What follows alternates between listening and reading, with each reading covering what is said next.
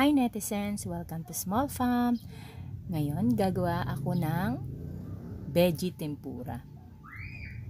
Kailangan lang natin ng mga gulay. Iba't ibang klaseng gulay na gusto nyo. At syempre, butter para sa dipping at bread flour para sa coating.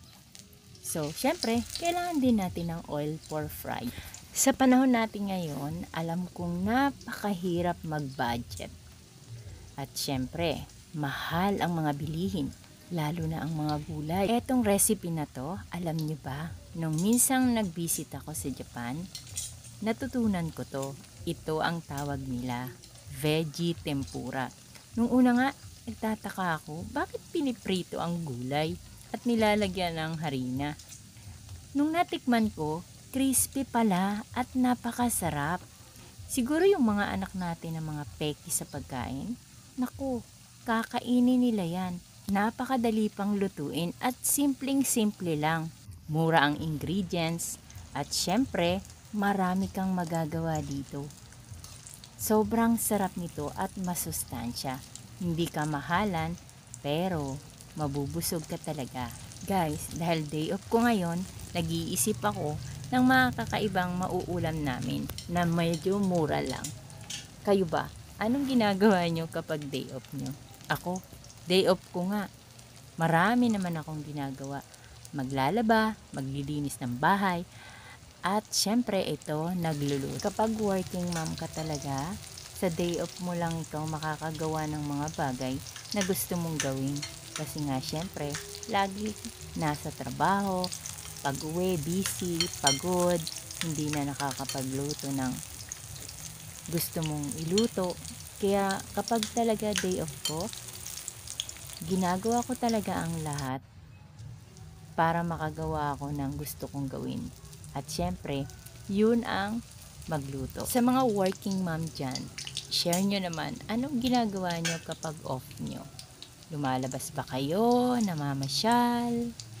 Of course, given na sa atin ang maglinis ng bahay, maglaba. Kasi yun talaga ang pinaka number 1 na gawain natin.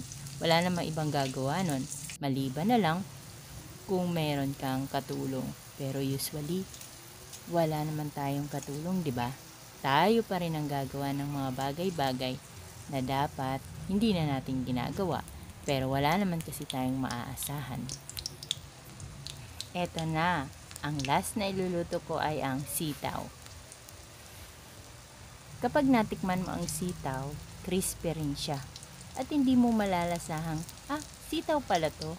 Kasi, ang sarap. Masarap kasi yung pinaka-cover niya, yung pinaka-coating niya, crispy. At eto nga, nakita niyo naman guys, may sausawan ako. Depende yan sa inyo kung gusto niyo ketchup, toyo na may suka. So yan ang ginawa ko. Gusto ko kasi lagyan ng sausawan na may toyo, suka, at syempre sili. Kung mahilig kayo ng sili, lagyan nyo. At syempre sibuyas. Masarap yan.